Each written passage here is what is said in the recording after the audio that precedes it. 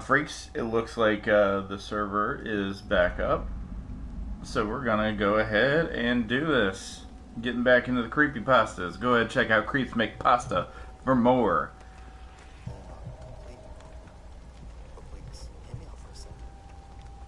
I am very organized.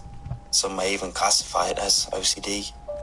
However, I like to think of it as me being very careful with my items. I mean, for God's sake, I have a key holder for a car. I'm single. Felt so fuzzy. It wasn't your typical, oh, I can't remember something. No, it was like I had a complete gap in my memory. I took through drawers, pant pockets, couch cushions, the trash can. I almost even went as far as pulling up my floorboards in hopes of finding some hidden treasure in the form of keys. Of course, I had to call work and tell them I would be a few hours late. Finally, my panicked pursuit came to an end, for the time being at least, and grabbed my spare key. That was only the first of many similar incidents to come. A few months went by, and I continued to search for my keys, to no avail. Part of me was paranoid someone had taken them, giving them access to my car and front door. Thank you, God Flame. Logically, I knew that couldn't happen. Why would anyone break into my home simply to take my keys? So I let it pass, and to keep my paranoid mind at bay, I changed the locks. The thing that irked me most about it was losing the keychain. My girlfriend, or now ex-girlfriend, gave me the keychain at the start of our relationship 2 years ago, and it had this white rabbit's foot on it. When she gave it to me, she said, "Since you've made me the luckiest girl, I only thought it would be fair to give you some luck back." Yeah, I know it's cheesy, but sometimes cheesy can work. She really was great, and it still amazes me how something as great as our relationship can turn sour in a matter of a few weeks. We have now been separated for around 6 months. I would be a liar if I said I didn't still think about her every day. It was almost Christmas time when the next STML incident would occur. This year, my office was throwing a fairly big party, and since the party would be the best time to rub shoulders with upper management, I thought I should try to look my best. So, I had mentally planned out my best outfit: a black buttoned-up shirt, expensive dark grey dress pants, with my not too flashy but still stylish Prada belt, and my best pair of shoes. This was a very expensive outfit, one that I have rarely ever worn, and only for the most important of events. It goes without saying that it would come to my complete and utter shock that when I went digging through my closet to find the outfit, it was nowhere to be found. At first, I didn't believe it. I almost refused to believe that it could just vanish like that. I spent at least an hour tearing my closet apart, clothes strewn across my room, looking for the outfit. My once tidy room now looked like a literal tornado had come through and tore it apart. After searching the closet top to bottom, I went and ransacked every inch of my house. None of this made sense.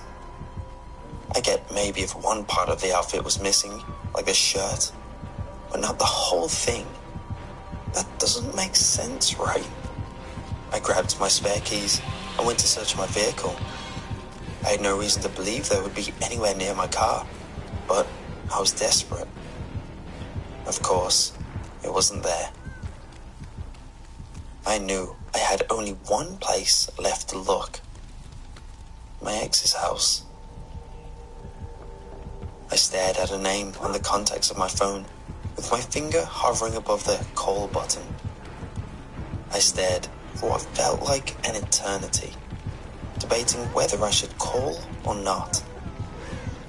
She'll just think you're desperate and want to get back together, or looking for a quick hookup, I told myself. Finally, I took that leap of faith and called her. Each pause before the next series of ringing gave me what felt like a mini heart attack. I even said, "Hello?" a few times, thinking she had actually picked up. I should have seen it coming, but after some time, it went to voicemail. I let out a quick sigh of relief before starting my voicemail, stammering, "Hey Maggie, it's Aaron. This is going to sound strange, but I think I may have left that outfit I wore to your uncle's wedding at your place.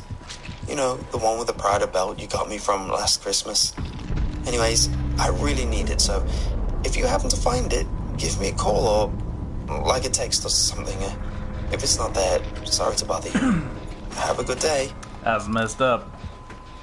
So sorry, I got I hung blamed. up the phone. Save me. And I immediately tried to covered oh, my shoot. face with my hands, trying to allay the embarrassment, as if someone could see me. Of course, I never got a call or text back. Keep running, keep running, keep I running, really keep should have running. seen that coming. Oh, dang To it. be honest, part of me was really hurt. But my ex wasn't the first thing in my mind. Currently, it was consumed with trying to figure out why I can't remember these things. First it was my keys, now it's a whole outfit. This just didn't make sense. It was so out of character for me to misplace things, especially ones that are as expensive as my nice outfit. I eventually caved and bought a whole new and equally as elegant outfit for the party. The event was as nice as you would expect an office party to be. I saw my co-workers, Jeremy and Martin, standing around near the back and decided to approach them. I really enjoyed both of their company, even though I never had a chance to hang out with them outside of work. Or at least, that's what I thought. This leads me to why I believe I'm suffering from short-term memory loss. After a few minutes of small talk with the guys, Jeremy looks over to me and says, "Hey Aaron, we all had such a good time at Skip's bar. You should come back again and kick it with us." "Skip's?" I asked, puzzled. "What are you talking about?" "No way you got that drunk, man," Martin chuckled. Utterly confused at this point, I said, "I'm sorry, but I don't really know what you guys are talking about." You went out with us a few months ago," Jeremy responded, a blank expression on his face. "What?" "Yeah, it was your idea. You called us up saying you just broke up with your girlfriend and wanted to clear your head. You asked us if we knew any good bars, and Martin recommended Skip's," Jeremy continued. "Yeah," Martin chimed. "We were out pretty much all night. We were shocked of how much of a partier you can be, since you're typically so quiet." It felt as if my whole world had been picked up and smashed down on the earth, shattering into a million pieces. I didn't remember a single thing they told me that happened that night. Not one damn thing. My heart was racing, and I felt as if I were about to have a panic attack. "I'll catch up with you guys later," was the only thing I could muster before walking away.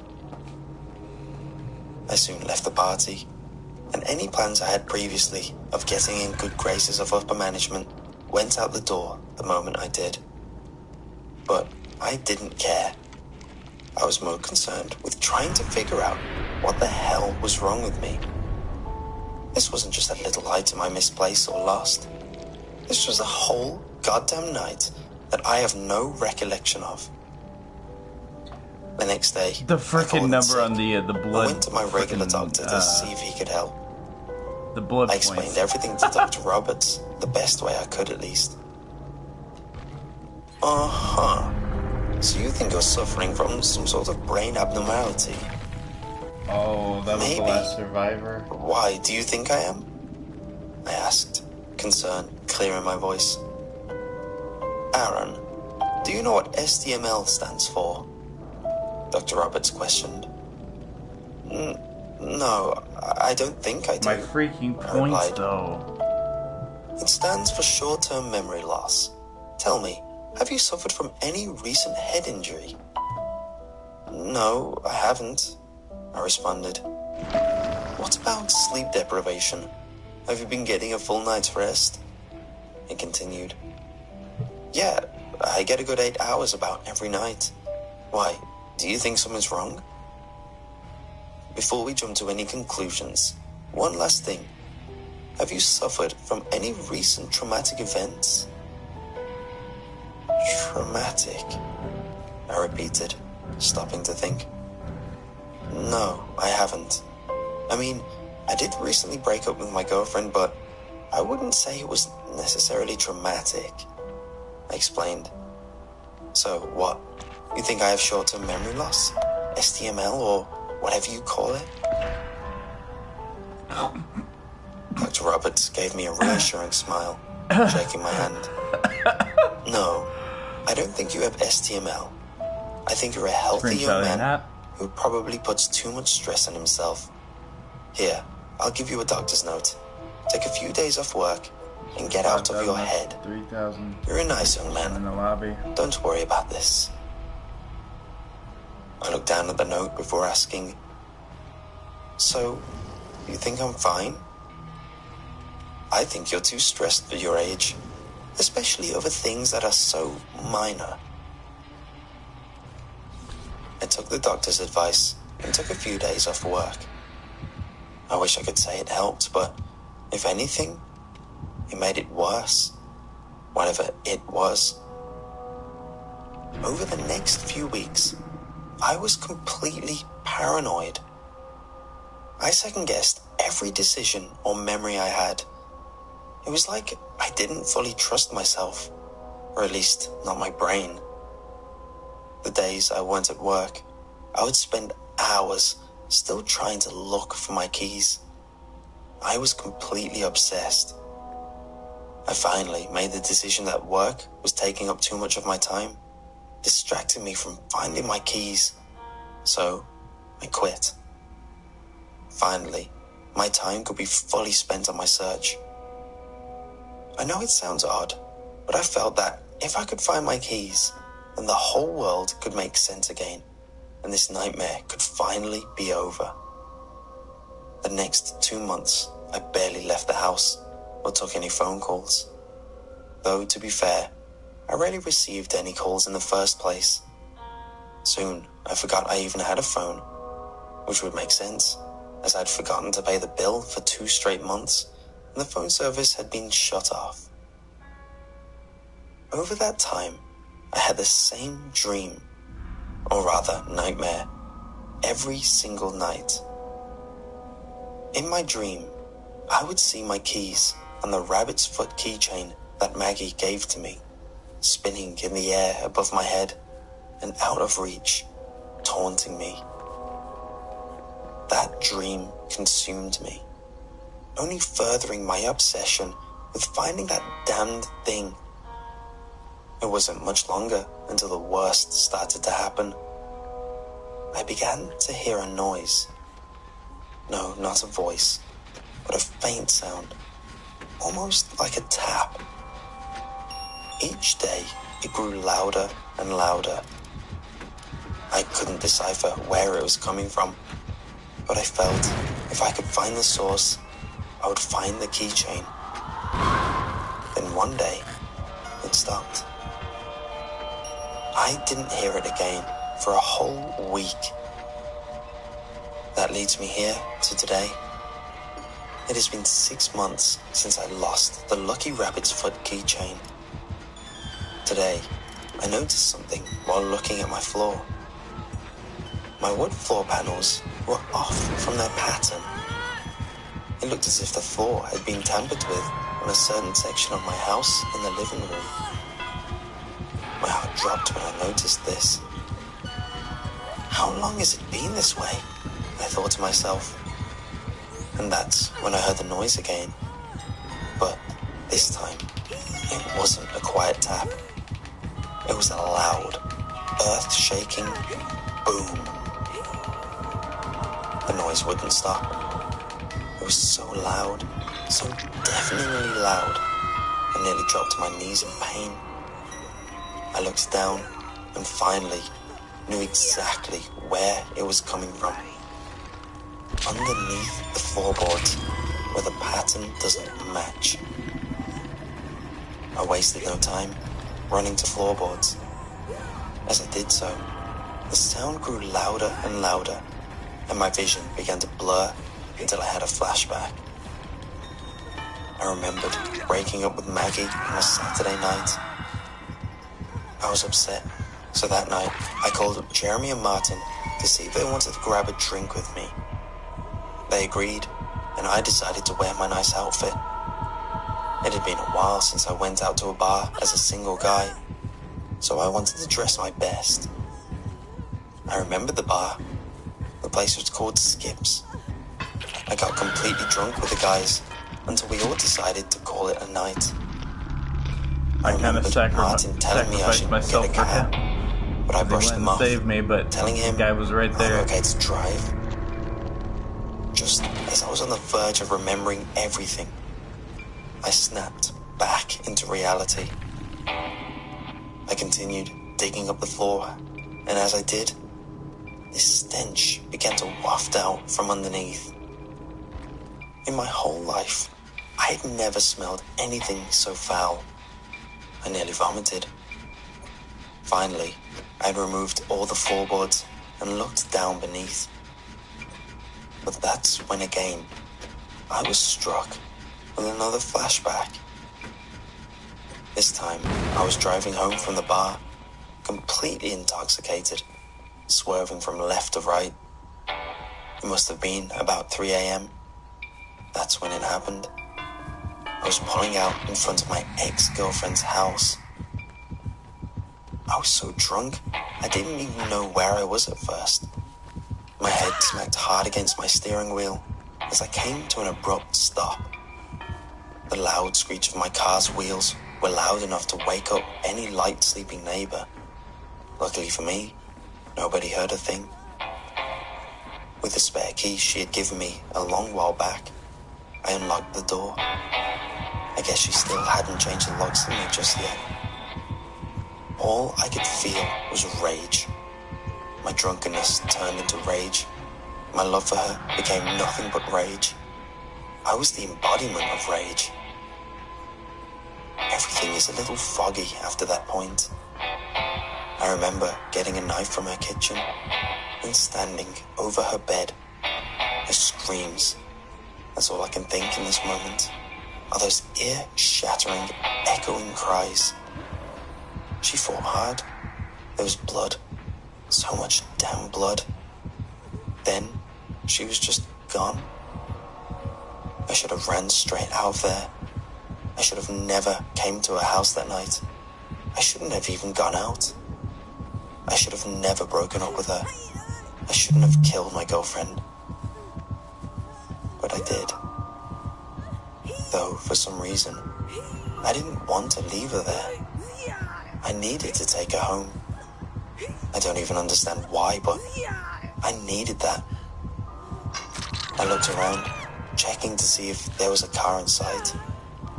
Luckily for me, there wasn't. The dude needs to. I proceeded to load her body into the trunk of my car and drove off.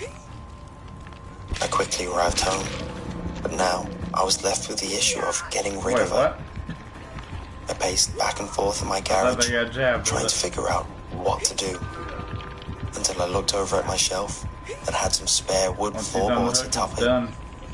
That's when I got the idea to rip out a few panels and place a body beneath it. I loaded her down.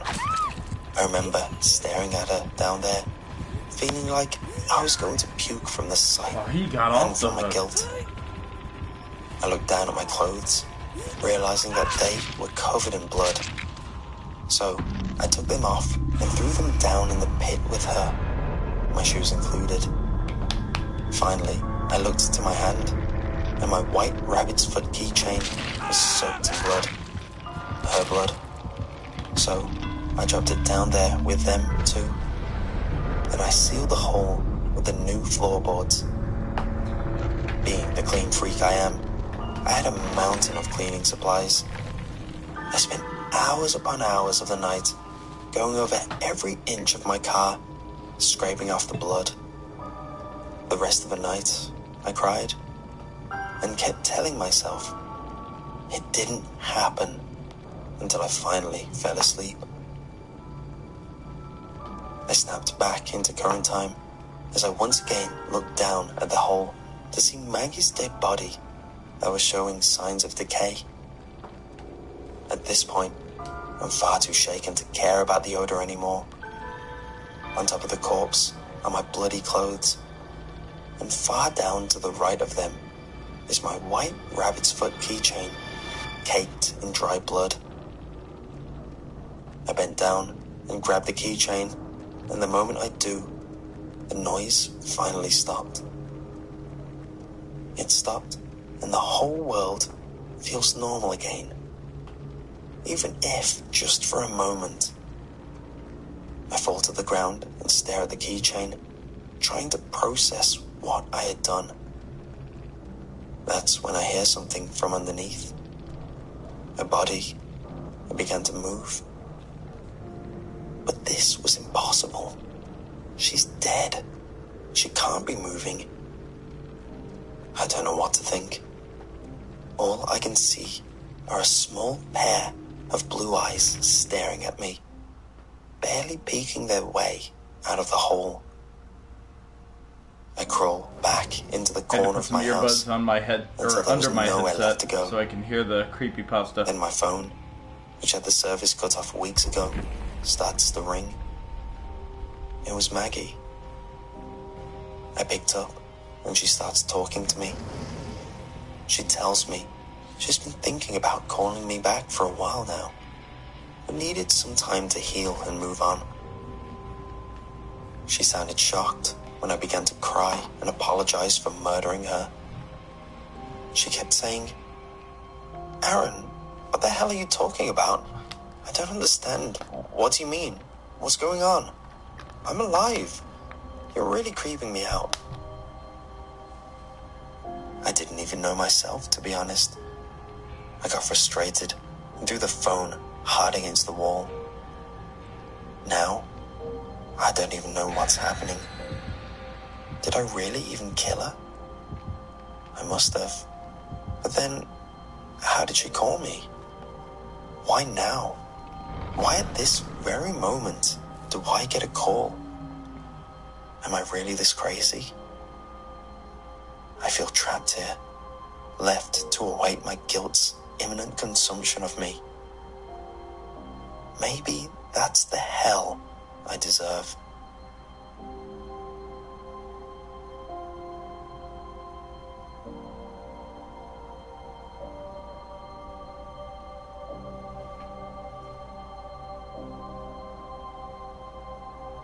Yeah, that's the hell you deserve.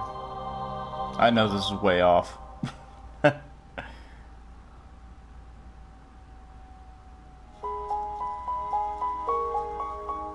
My grandfather died during the war.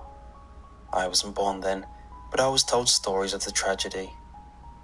It wasn't known how he died, but the mysteries surrounding his death were definitely on people's lips at the time. He was found dead, okay, that's a little bit more frozen updated. with a twisted look of pain it wasn't on his live face. For some reason. However, no one could determine the cause. Theories of a secret nerve agent or a new type of chemical warfare were thrown around, but nothing stuck. During an on-site autopsy, things got even stranger. The pathologist wasn't heard from in some time. When someone found him, he was laying on the floor next to the bed, in a similar state my grandfather was found in. It was years before my grandmother got a straight answer, but when the military were satisfied with their investigation, they confided in her the truth and passed on all my grandfather's on-duty belongings. What the news reported after that was that my grandmother killed herself from grief, a conclusion which made the most sense when her death was investigated. However, my father told me there was more to it. He was the one who found his mother, frozen and contorted in the same way my grandfather was supposedly found in. The government took the body and nothing was heard since. Everyone was more than happy to accept the word of the news. After all, it did make the most sense. Too late. But not to my father. He probably sounded like an insane teenager, raving about the conspiracies he kept coming up with. People just took it as the reaction of a child scarred from finding his own mother's body. Not something easy to accept. He kept to his story while he brought me up. When I was around his age during that whole ordeal, he confided in me everything. And every few months, he would talk about it more, to the point that the story was ingrained in my mind. Is the reason I remember it so vividly to this day. Besides his strange tangents about all this, he was a great father. He was strong. He had to be, living through such a traumatic event. A gift he passed on to me. My memory is hazy at the start. He woke me very early in the morning.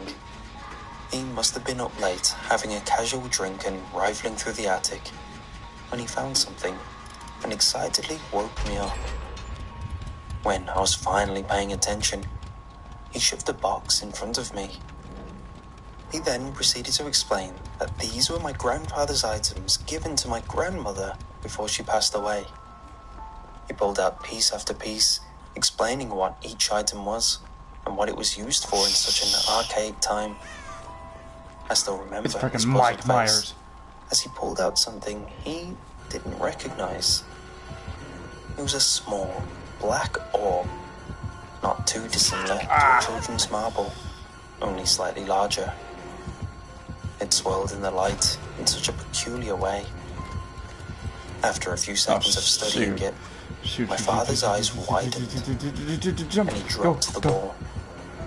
He followed after, twisting, writhing, and exclaiming in pain. I screamed too, but as suddenly as it started, it stopped, and he was frozen in the most awkward of angles, a look of agony frozen on his face. Police came with EMTs. He was pronounced dead on sight.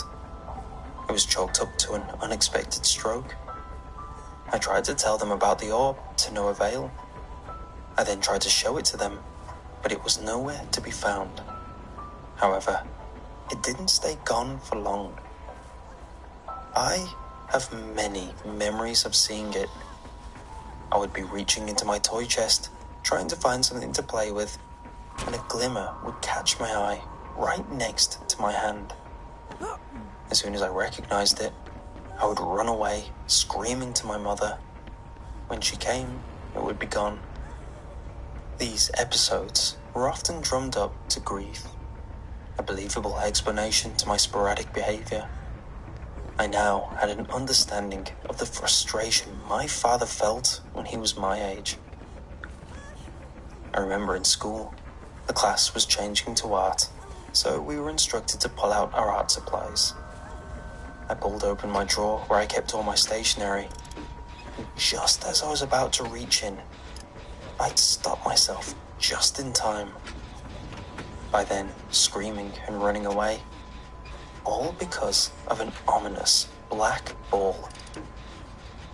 This thing haunted my childhood, always coming within inches of what I knew to be the end of my life. As I got older, I started getting more creative.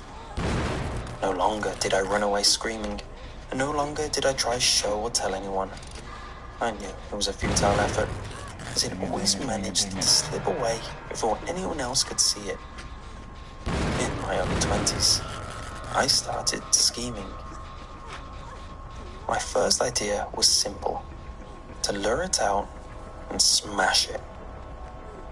I spent the day idly playing around in the garage, pulling open drawers of tools, hammering nails into random pieces of wood.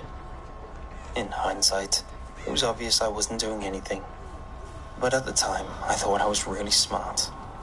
Somehow, it worked. As I was reaching in to grab more nails, I stopped myself just in time. In front of my fingertips was the sphere, which for some reason wanted me dead. I hovered my hand, in my mind, to distract it, like it was somewhat alive. Then suddenly, I pulled back and swung my other arm, hammer in hand, and hit it dead on. It bounced dangerously close to me, threatening to bounce off me if I hadn't moved in time. It landed with a small tink and rolled before stopping. I leaned over, checking if I'd made any mark. I hadn't. I tried again, and somehow it once more unnaturally flew towards me, narrowly missing my leg. This time, I took it as a warning shot and ran away, scared once again. I could tell it wasn't going to break, and somehow attempting to destroy it made it mysteriously always fly towards me. However, my effort wasn't all in vain. I learned one key detail, which has let me live out my life peacefully from then on. I could touch it with objects. I never tempted fate. I never used anything that put me dangerously close to it. I used a pair of tongs to pry it from the next hiding spot I found it in. My idea was this. It hiding was its greatest strength, so I wanted to take that away. Rather than hiding it in a locked-away box, only for it to disappear without me seeing, I instead held it in a glass cabinet and kept it in my room, so I could see too late to it save at me, all buddy. times. For years it stayed there. Every day I'd check up on it. I grew up, got a job. Before and after work, I'd always make sure to give it a once-over, just to be sure my day would be safe. I met a girl and worked around my relationship to always keep an eye on it. We got married, had a kid, we moved in together. I can't really hear the In the new creepypasta house, and pay attention. I kept it So in an it's gonna be all ornate for you glass guys. box.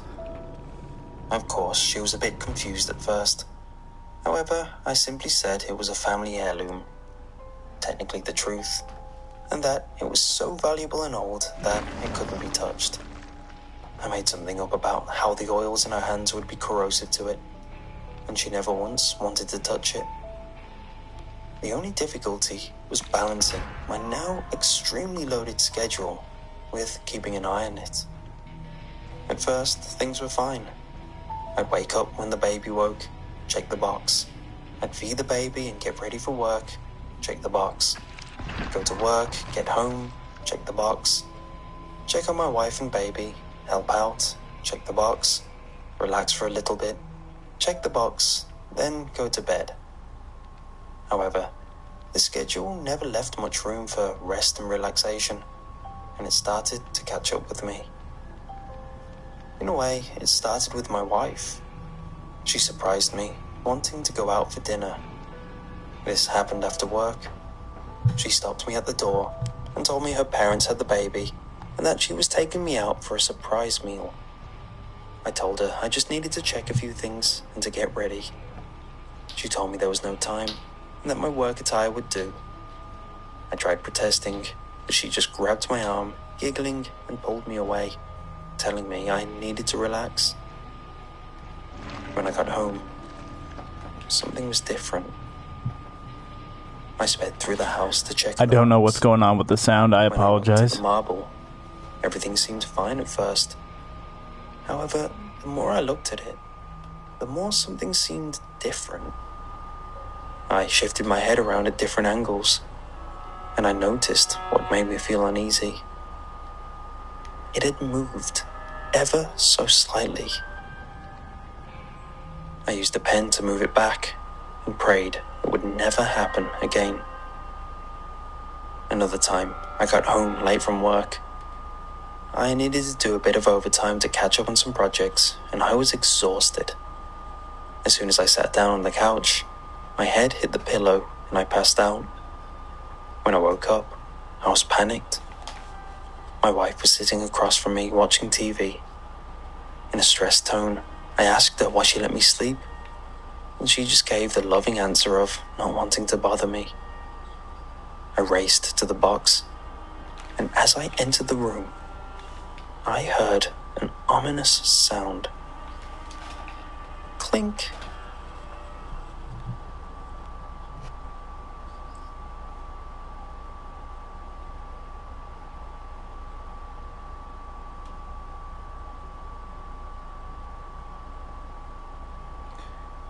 You would think that you could hear the game audio.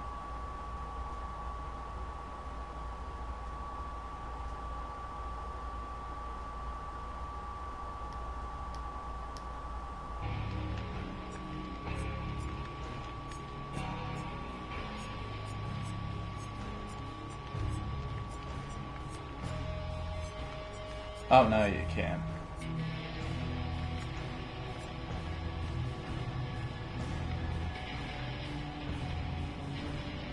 I froze for a second, anticipating the worst. When nothing happened, I slowly approached the box. I realized what the clink was. The marble was pressed against the glass, as if it had just been moving in my absence. From then on, I was more cautious than ever. I made sure to check it extra times in the day, no matter how inconvenient it was for my family. I could tell my wife was getting annoyed, but it was important to me. I didn't want my child to grow up without a father, not like my father did, or myself. However, it's impossible to be perfect.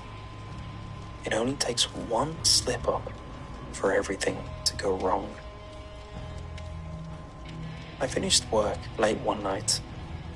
I'd been working my job for almost a decade, and I felt I was ready to be moved up to the next level. On my way out, I was stopped. A group of upper management caught me and asked me if I wanted to get drinks with them. I took the hint. They were scoping me out, seeing if I was a fit for the inner circle of the higher-ups. This was my chance. I only had one other thing on my mind. I told them I'd just have to tell my wife and I'd be with them. I scooped around the corner and quickly dialed home. My wife picked up, confused at first. "Hey, honey, I may be coming home late." "Why's that?" she said, inquisitively. "I'm going out for drinks with upper management. I think they're seeing if I'm a fit for promotion," I said, hinting that this was going to be very important. "That's amazing! Thanks for letting me be the first to know. I'm sure you want to rub it in Joe's face. He's been snagging you for years," she excitedly replied. Yeah, I'm actually calling about my box. All I want you to do is check up on it, that's all." "Oh," she said, a hint of anger in her tone. "Please, it's important to me," I said in a begging tone. "Sure, whatever," she said, and we hung up. With that, I was out in the town, and what a night. I mingled with them perfectly.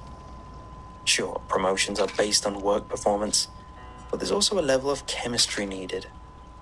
In my eyes, this night out was proof I was a fit for them. I stumbled home very late. All the lights were off. If my wife checked the box when I called her, that would have meant it would have only been 5 hours. So I was in time to give it another look. I snuck in my study and flicked on the spotlight, which highlighted the box. It was gone. Panic set in. I raced up to it, the daunting realization sobering me up. I rubbed my hand around the box. No holes. Yet it was gone. Panting, I raced up to my wife's room and woke her. I asked her over and over if she checked on the box. She angrily told me it was just an object, that she didn't see the need in checking on it since she was in all day and no one entered the house, let alone the room, that she was mad at me that I cared about it more than her. While in the middle of an earful, I heard a thump. It was from my son's room. In a state, I ran towards his room, which had only angered my wife more. I burst open the door to see my son sitting on the floor, playing with his toys. He had an action figure in each hand, the desk lamp turned towards him as a dim spotlight to illuminate his late-night play. "Son, what are you doing?" I said, nonchalantly, trying my best to sound calm as to not spook him. I knew I had to be a father, but I was also severely on edge. "Sorry, Daddy. I was just playing football. I'll go to bed," he said in a defeated tone. My mind drifted, now theorizing the thousands of places the ball could be, trying to scheme up a new way to catch it. I heard the two thunks of his toys being dropped in his toy chest. But instead of heading to his bed, I absent-mindedly picked up that he was walking back to where he was playing, like he'd forgotten something. Then it hit me. I looked down and realized my suspicion of the ball his toys had been kicking. But it was too late.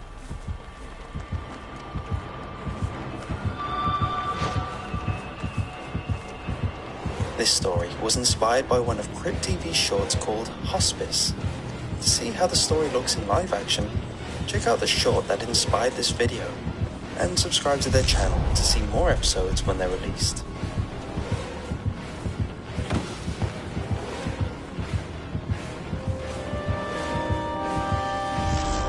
My daughter is dead. What else can be said? What else can be told but the story? She was a writer, an unsuccessful one, she called herself. Her agent struggled to get her work published. It was dark, morbid. How could the general public bear the blackness that seeped from the pages? I thought she was successful, beautiful, hardworking, loving. I didn't care that her work wasn't out there. It was perfect to me. She would share, so excitedly, some new work. A poem, a story, a monologue. She pushed page after page into my hands, always littered with notes and lines under words in red Sharpie. Comments to herself that made me laugh or cry. Little things that she told herself to do or not to do, or change, or make darker, or kill off. I should have seen it coming. When she had no paper, she would write on her arms with a Sharpie. Temporary tattoos of ideas that made sense only to her. I can only imagine what people walking down the street thought when they saw those doodles all over her right arm. She had red Sharpie words on her arm when they found her, slumped on a bench on the edge of a lake near our home. Words that made sense only to her. No note, nothing coherent, no explanation. She died in a beautiful but lonely place. I visited it after the wake in the dusk. There was no path to it. I pushed my way through the brambles and nettles, tore my black morning dress pants, trod in dog crap, ducked under looming branches. But when I reached the clearing, I saw why she chose it. A bench overlooking the peaceful lake, trees hiding her away. It was so quiet. I could hear every thought in my head. I could see the peaceful ripples on the water, and I felt no one else would know I was here. The beautiful spot was only marred by rubbish. It was obviously so overgrown that the litter pickers forgot it was here. And there were cigarettes, gum wrappers, cans, all on the ground. When I looked closer, I saw, somewhat buried in the dirt, her choice of death. Empty packets of pills, paracetamol mainly. She must have stocked up, visited pharmacy after pharmacy, buying 3 packets at a time, as the law allows. She must have had time to think about it, to really know what she was doing, to stop herself, to ask for help, to talk to me. But she didn't. She sat alone on the bench, dressed in her favorite outfit, the clothes we buried her in. What was she thinking? It took time. It wasn't quick. It wasn't easy. She must have thought something. Anything.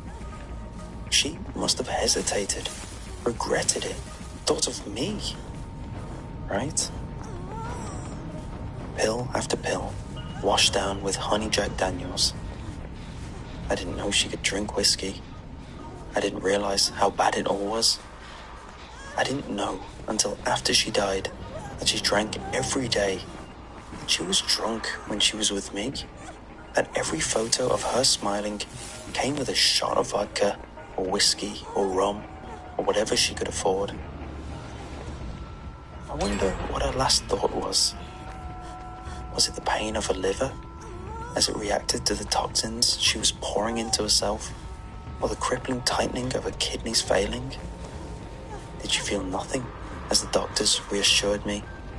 And did she think about me, her nephew, her brother, her sister-in-law, her mother, her friends, or just herself, alone in that hidden place, achieving what she wanted? Did she regret it? It was a dog that found her. The path wasn't clear to humans, but an overexcited dog exploring found it easily. She loved animals. I like to think she wanted a dog to find her first, rather than a human. She just died, they said. Maybe half an hour before the dog owner phoned for an ambulance. She could have been saved, even if her organs were damaged. Too damaged to even donate. Too damaged to even save someone else. We buried her at the church near our house, close enough so I could walk there every day. The funeral was packed. She was truly loved. She had close friends who sobbed openly as they stood and talked about her, laughed at the memories, cried at the fact she was gone. I didn't speak. I couldn't speak. The priest spoke on my behalf, and it was strange hearing my thoughts coming from his mouth, coming from a man who didn't know her. Her grave was simple. Memento Mori, it said, because that's all that could be read clearly on her arm in red Sharpie at the beautiful spot. Remember, you will die. It seemed fitting, almost poetic. But the grave itself was nothing special. No angels or frills or crosses. When the funeral was over, and life was supposed to go back to normal, I couldn't settle. No one was surprised, but no one knew what to say either. What do you say to someone who has lost a child? So I visited her every day. Once a week, I brought her flowers. Once every other week, I brought a copy of her work and read it out loud, even the notes to herself that made me chuckle. I told her how life was still going on, how her baby nephew was starting to talk, how he could point out his auntie in photos of her. We told him all about her, I said, because she's still here with us. Every day I visited for the first year. Even when life truly went back to normal and I went back to work, I would visit. Her mother visited less often. She seemed to channel her grief into working hard, getting a promotion, proving herself somehow, as if that would replace her lost child. I didn't know how to talk to her about it, so I didn't. Our marriage became a quiet habit with an empty space that was impossible to fill. But then, life just continued on. My work got more intense, and I needed to work more hours. My grandson was starting preschool, and my daughter-in-law needing help taking him back and forth. And my back, which had always been bad, started getting worse. I could make 100 excuses as to why I didn't visit her anymore. Straight after the funeral, I promised myself, I promised her, I wouldn't let her grave become like some of the others, knocked over by vandals or sheer bad luck, overgrown with weeds.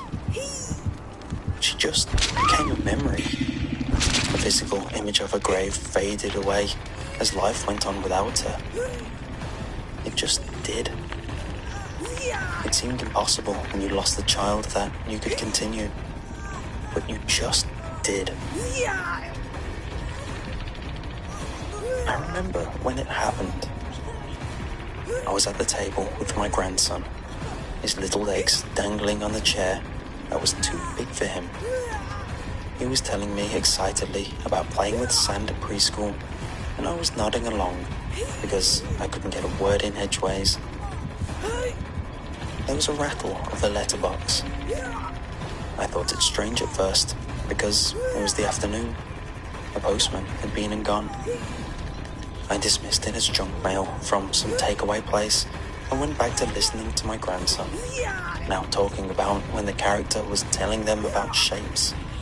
I left him drawing shapes and practicing writing his name as I did some chores, folded clothes, wiped down the kitchen counter, and then headed upstairs to put something away. This meant going past the front door, so I reminded myself of the junk mail that was surely there, so I could bin it instantly. I put the clothes basket at the foot of the stairs and went to the mat at the front door. It wasn't a leaflet, I realized. It looked more like a note on beige paper. Maybe it was from a neighbor. Sometimes they had barbecues in the summer and were polite enough to tell us so we wouldn't hang our clothes that would come back smelling of smoke. I bent down to pick it up and realized the texture was weird, squishy almost, and warm to the touch. My hand came away bloody, and I realized the note was covered in fine hairs. It wasn't paper. It was a slip of skin, deep enough to have been cut down to the muscle, thick and heavy and warm.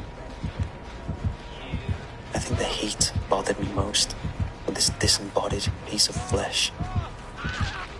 I closed my eyes tight as the room span, but I clutched the chunk of skin tightly regardless.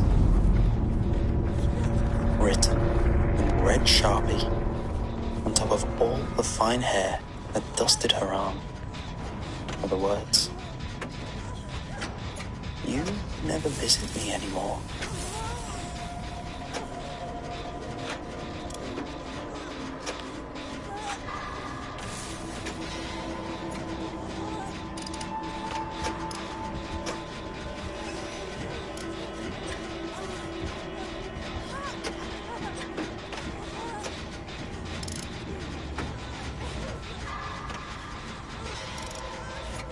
Gross, don't touch it, Judith whined, recoiling as George prodded the fleshy lump in the side of the cypress tree with a sharp stick.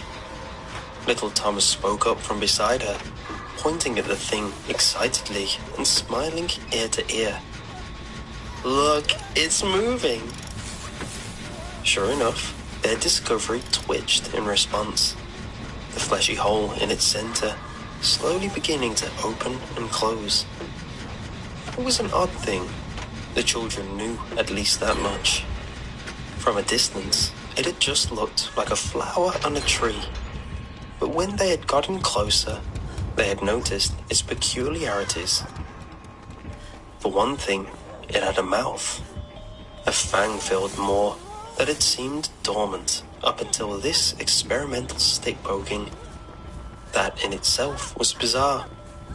But during the children's inspection of it, they noticed that the throat of the thing on the tree seemed to stretch on for miles. A grotesque tube filled with teeth, going on and on, longer than it had any right to. This discovery was quickly shoved to the wayside upon closer inspection of the large pink petals the thing had. The mouth hole resting in the middle of what looked like a pile of tongues, each with many white protrusions. It had been Judith to notice what exactly the white shards were. Human teeth, seemingly growing out of the flesh of this meat flower. Judith was cautious of the thing, as she was with everything she did not understand. But George and little Thomas were excited and curious about this new discovery, and there was no way she was walking back through the swamp alone. The boys laughed at the thing, enjoying the spectacle of the hungry maw twitching and burbling, some of the petals lapping at the air, many of the teeth retracting inwards. Every movement it made, Judith took a step back. It just looked wrong. She had always seen the same kinds of plants in the swamp outside the house, and there had never been anything like this in Father's flower book. Judith twirled a lock of brown hair in her fingers as George experimentally put the tip of the branch into the now gnashing gullet, dragging the pudgy, bespectacled child a few steps forward as the stick in his hands was chomped down on and pulled in violently. He shrieked, releasing the stick as the flower devoured it hastily, splinters of wood flying through the air at the force those many rows of razor-sharp fangs were shoving with every bite. Every one of the petal tongues lashed aggressively now, their many tiny teeth jutting out and wiggling violently as it mindlessly consumed the invading object. Little Thomas shrieked loudly, his shrill voice piercing the air and drowning out the sounds of slurping and chomping. Judith and George quickly following suit and taking several steps back, eyes filled with a sudden, immediate terror at the sudden threat to their lives. Judith pouted, straightening her dress before stamping her feet adamantly, shoulder-length brown curls bouncing angrily as she made clear her displeasure. I told you not to touch it, George. I don't like it. I want to go home. George fixed his glasses, puffing his cheeks out grumpily and giving a pout straight back at the younger female. He folded his arms across his chest. Fine, you big baby. If you're gonna be like that, we'll just leave you behind next time. Yeah, little Thomas piped up, mimicking the pose of the larger boy beside him and giving a sneer in Judith's direction. She blushed red, then stuck her tongue out, taking a seat against another cypress and crossing her arms as well. The situation upset her, but not enough to warrant losing her playmates. George nodded at little Thomas and turned his attention back towards the unusual flower. He rubbed his chin for a moment, pudgy fingers brushing across pale, freckled skin as he considered what to do with their discovery next. It was hardly moving at all, dormant as it had been when they found it. Suddenly, little Thomas had an idea.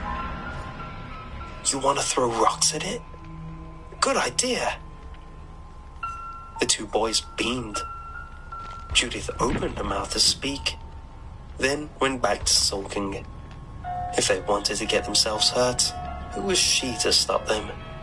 They didn't want to listen to her after all. George and little Thomas dug through the dirt and grabbed the biggest rocks they could find, the larger child rubbing his sweaty hands on his stretched cardigan before taking aim at the flower. The rock loosed with more force than George had expected, bumping against the petals hard enough to leave a bruise on one. The oddity howled in pain, its wails echoing throughout the forest, loud enough to force the children to cover their ears. The teeth covering the creature's tongue petals seemed bare, dozens of them nearly in danger of digging their way out of the bumpy flaps entirely as they wiggled and squirmed. The flower furious at having been struck.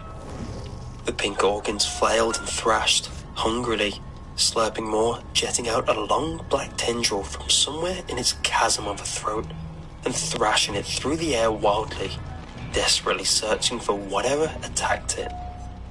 Little Thomas yelped and threw his rock square at the flower, unable to think of anything else to do.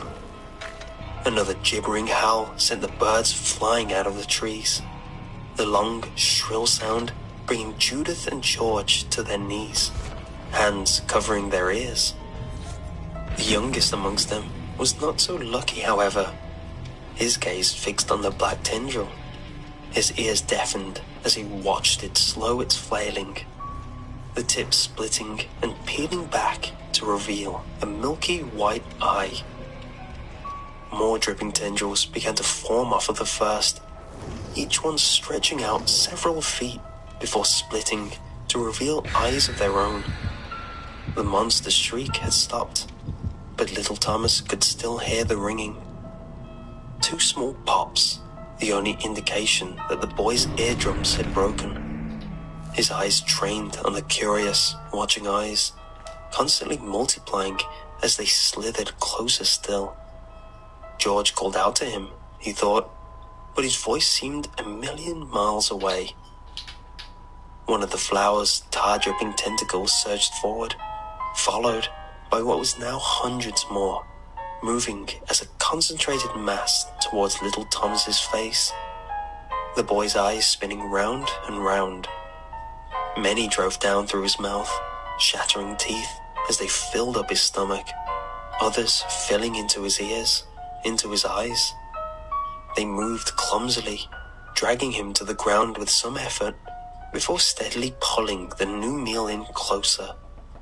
Oily tendrils caressed his brain, and both Judith and George screamed in utter horror as they watched their friend smile, tiny hands clawing at the dirt, as if trying to get closer to the thing on the tree. His eyes a pure white, and his skin pale as death, as he desperately flopped himself across the dirt.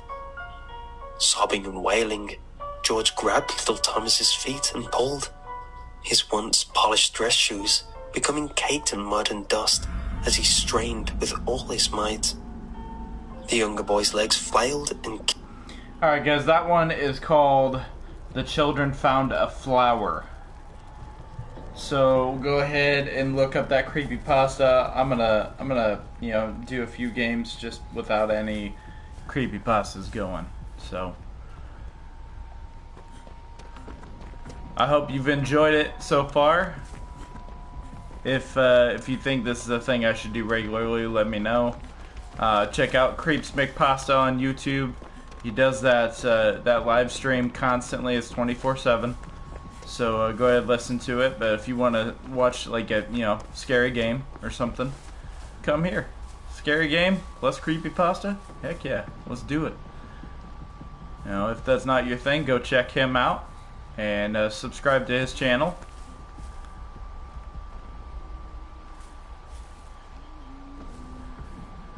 Oh boy, I hear humming. Yeah. There's a generator.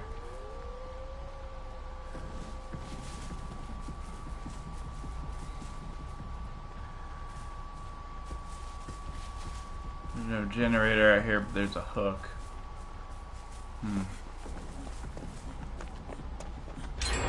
Oh oh crap.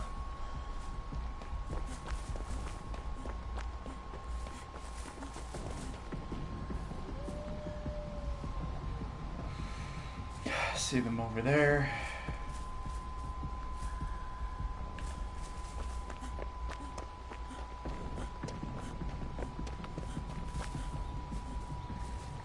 I'm lagging really bad.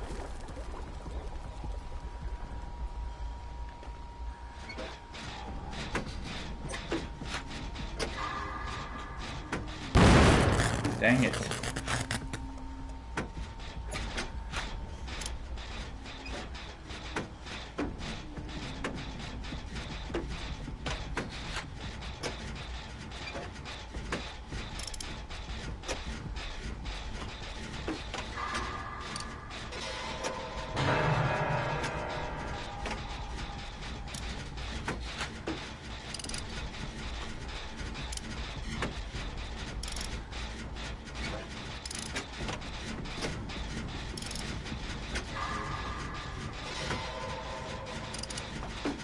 make quick work of this generator.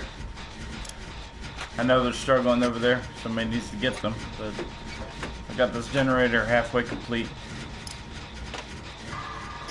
Ah, shoot. Shoot.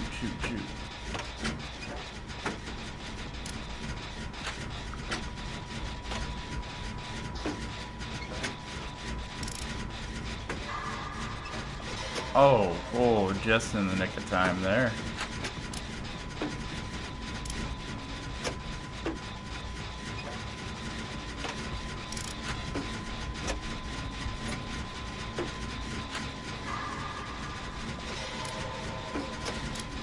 This one's almost done.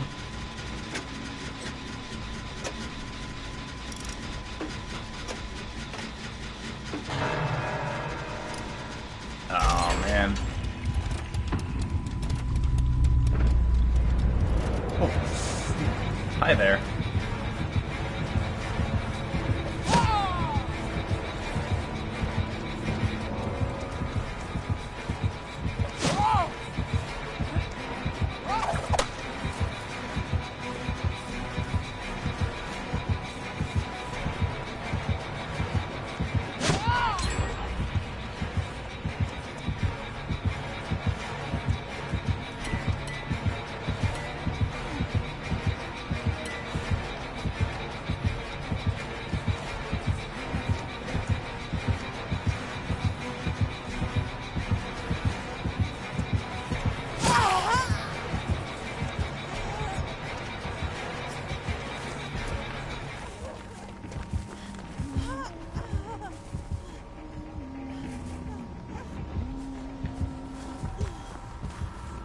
Go.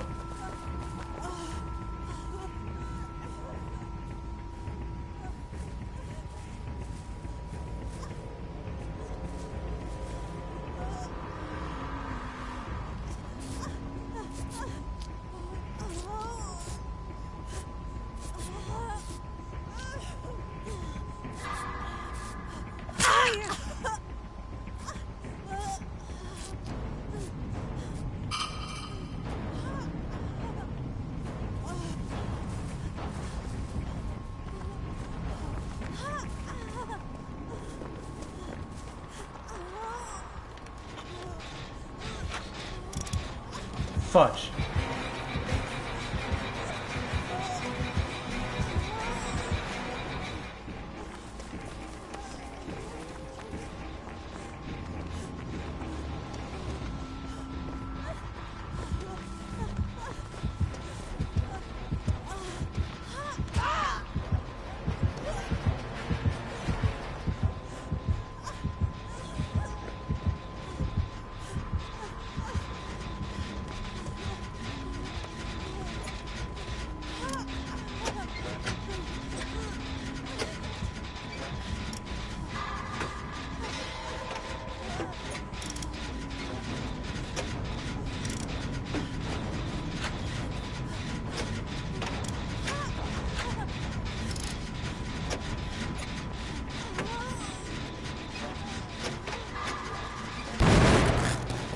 Dang it. You scared me, dang it.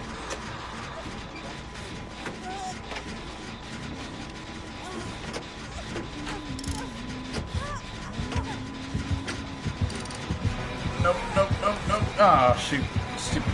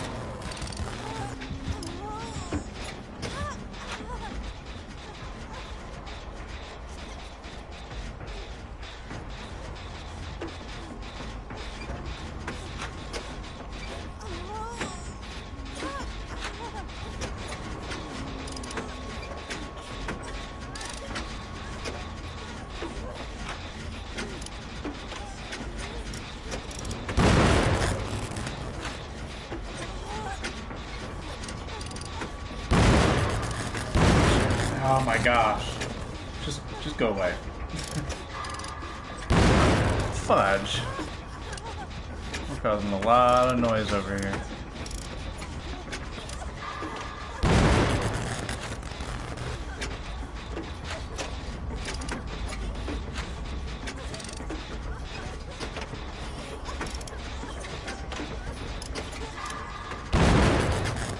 Dang it, man.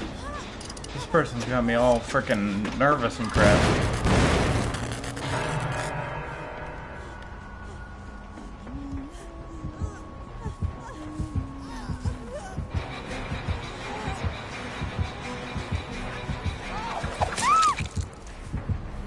Dang it, I didn't know they were chasing me.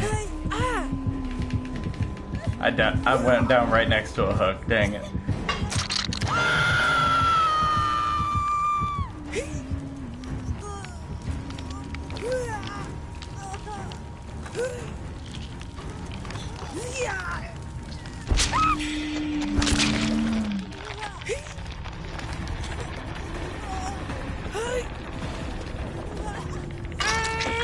Oh, you're so lovely.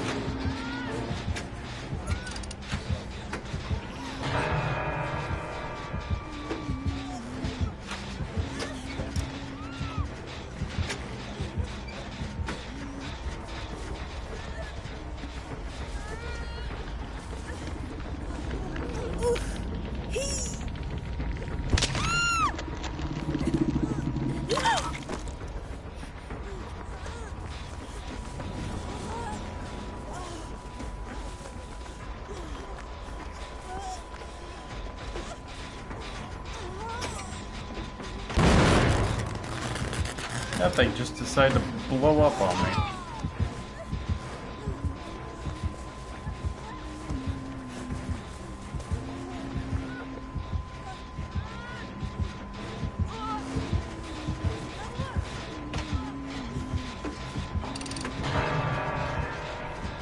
Oh, they're done.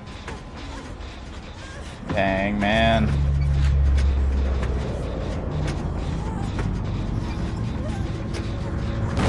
Ah, son of a... I wasn't paying attention. I wasn't paying attention. Oh, fudge.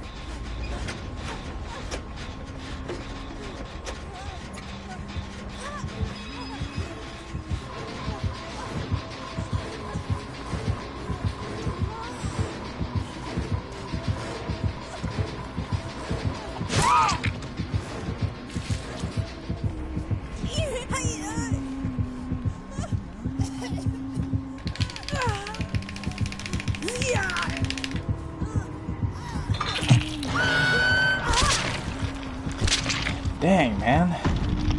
I have not won yet.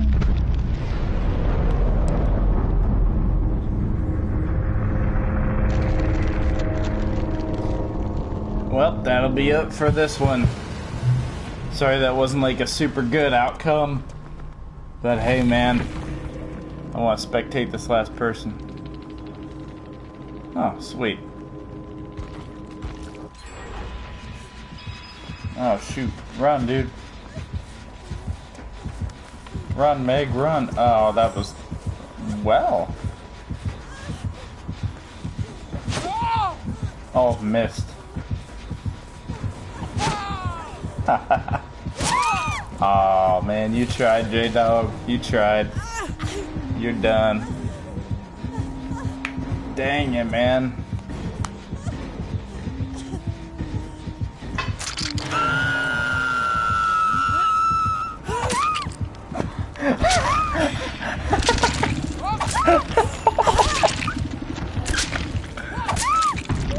Oh my gosh, that was brutal. Oh man. Well, thanks for watching. Be yourselves, be unique, be freaks. I'll do this again some other time. And yeah, thank you for watching me fail. So, subscribe if you liked it. Bye-bye.